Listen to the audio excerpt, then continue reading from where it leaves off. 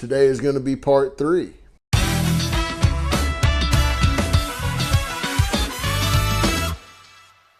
Good morning. Welcome back to the House of Tone World Headquarters here in lovely Petal, Mississippi.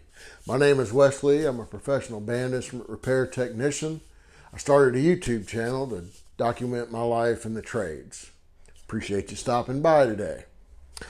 Well, this is our guard and our bottom bow. This came out really nice and is going to go back on the horn. Today we're going to start working on the outer branch of that tuba. Let's jump right on into it. So what we've got going on here is a lot of damage to the outer branch of this tuba. So we're going to have to start by opening this up. And you have to be kind of aggressive to get this to move. This is so hard. Now here we're going to have to tap these creases just like we did on the bottom bow. But we'll probably go ahead and try to manhandle this opening first.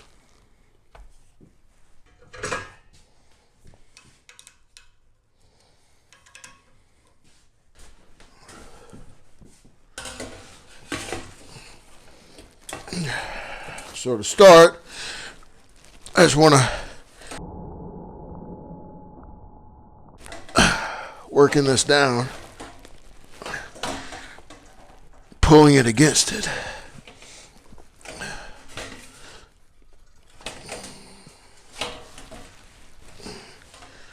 Now we'll get a rawhide after that. Always good when your day is interrupted by Curtis Faree.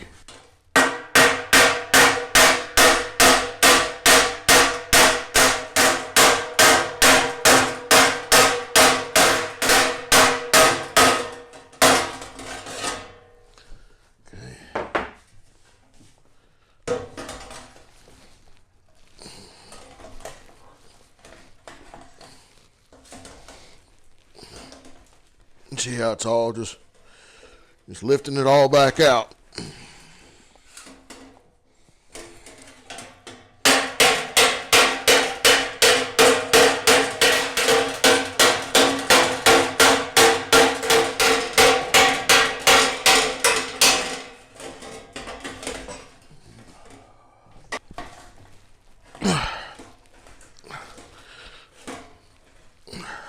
I'm going to use a canvas hammer.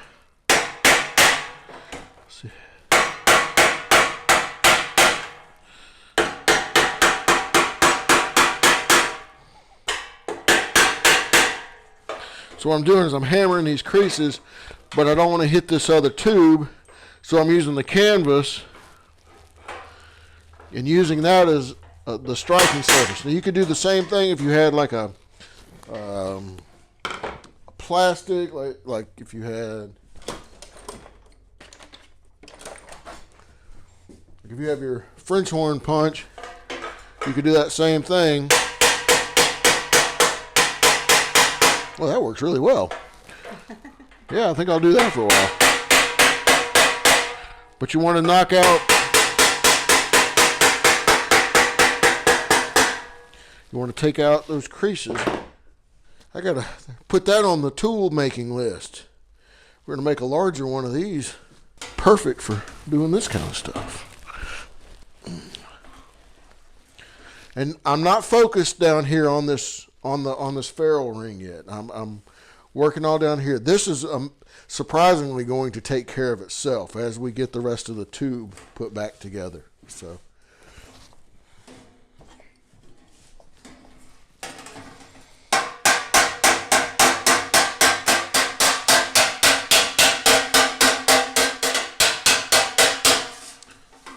we're just moving that crease around. Okay, now I'm ready to start with a ball.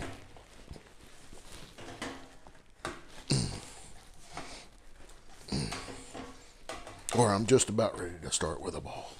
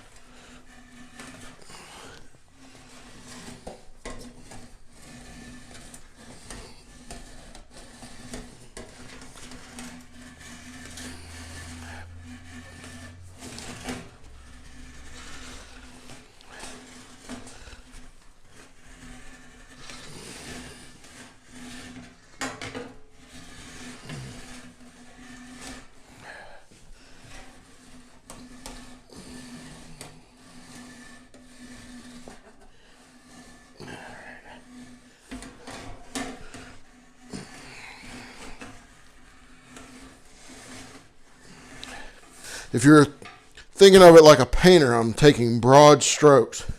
I'm just trying to push the material back and bring that shape back to round, and then we'll go back and fine tune things. So that's what's going on here. I haven't worked this area so much, but remember how this was so creased, and now those creases are out. And same on this other side.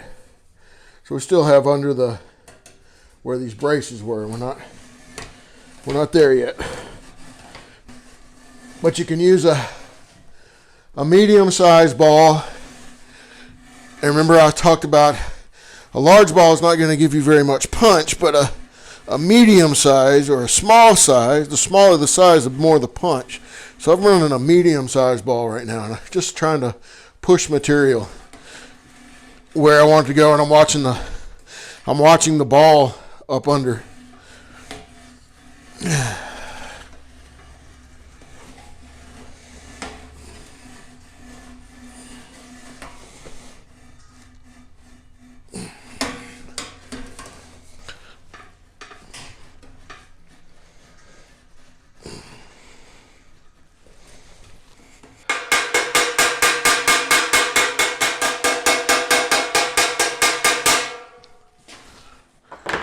Creases down.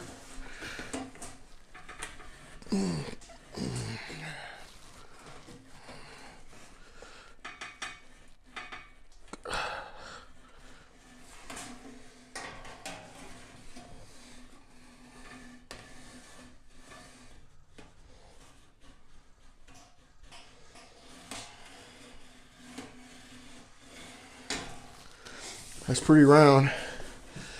Now I've got to deal with this, where this brace dent was. Now I'm going to do these right here.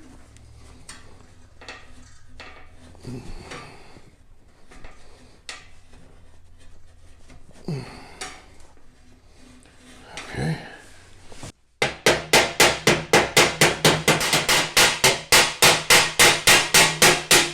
Do that.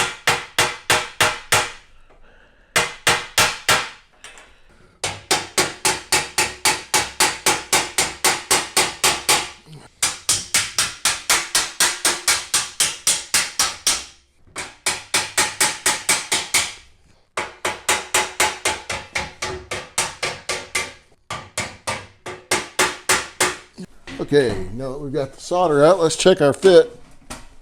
Look at that. And we haven't even finished, but we've got the parts mating up. This has got, everything has to be reset, but we're getting there. On to the next problem.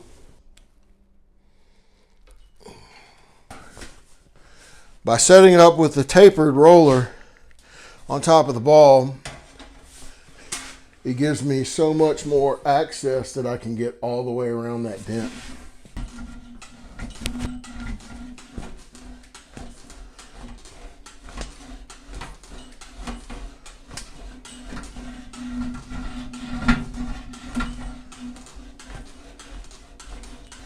Remember that crease that was there, right? And so it's still wanting to be there. Just lighten up on everything. Bring it down. Now, I'm going to get in on this next one.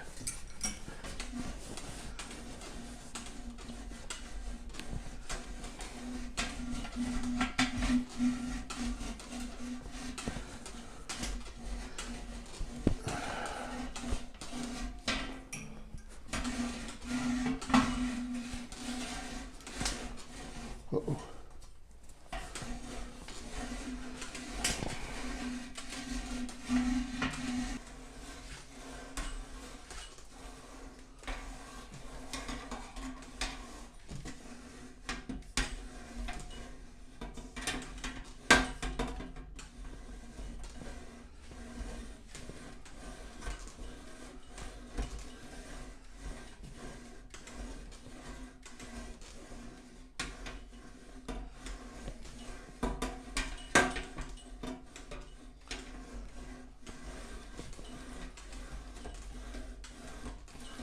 We're not using a whole lot of pressure.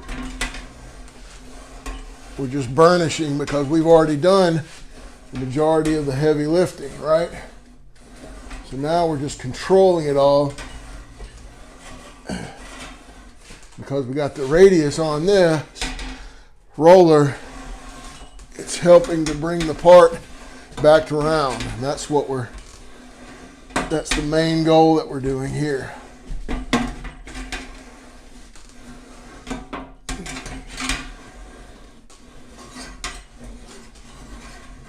And now I'm back on that creased area where it was so bad down in there.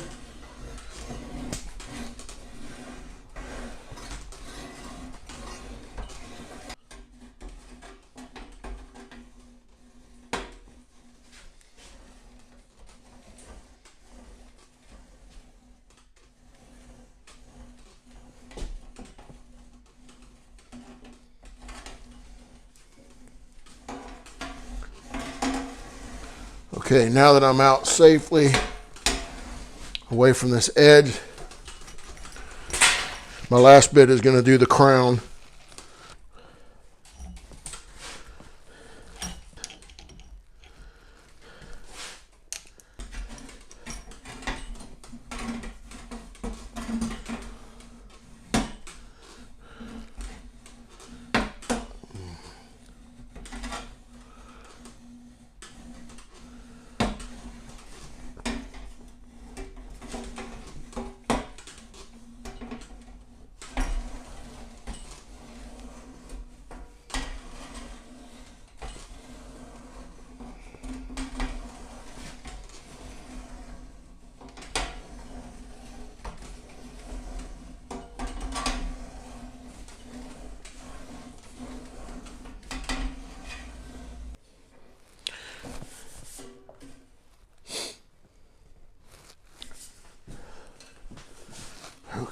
So for our last area, we're going to get right here, this top 3 or 4 inches around this corner. And I'm actually going to use magnetics for that.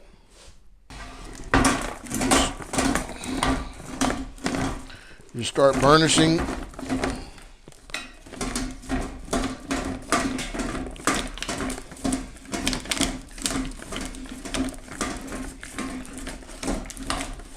With a small ball, you have less chance of work hardening the metal from just sheer squeezing.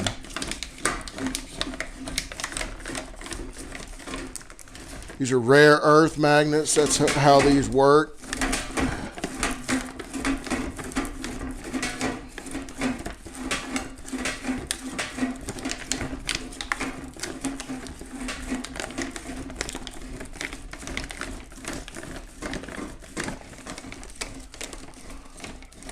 On the push stroke, you're driving it down, and on the pull stroke, you're pulling it back up like you were trying to separate it, but you're not.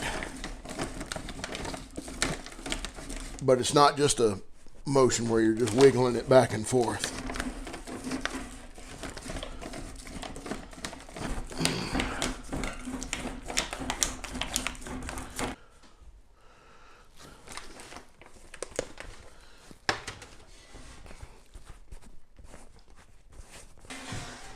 I'm always looking at it in terms of if it were going to be refinished, how would it look? Would the dents, by the time you strip the lacquer and took the dents out of it, would they shine up? Would the finish work look nice?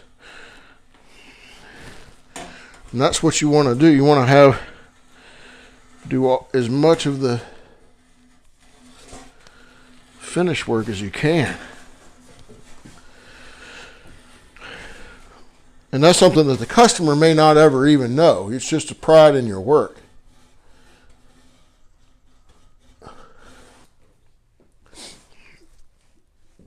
If you're looking at it, all the lines are straight.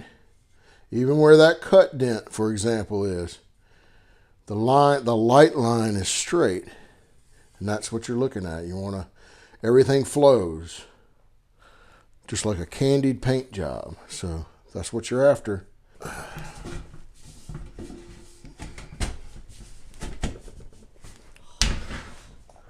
So we did our job in keeping the spacing all the same.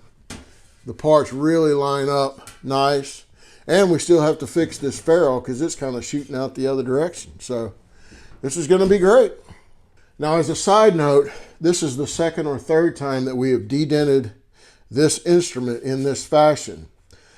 And so the techniques that I show, there's no signs of work hardening anywhere on here. And so we take very conservative routes about getting this all put back together. So that's something to file away for sure. In the next episode, we'll get all this refit, cleaned up, and put it back together and play it. So stay tuned. Thanks for following along, everybody. I appreciate you dropping by the shop today.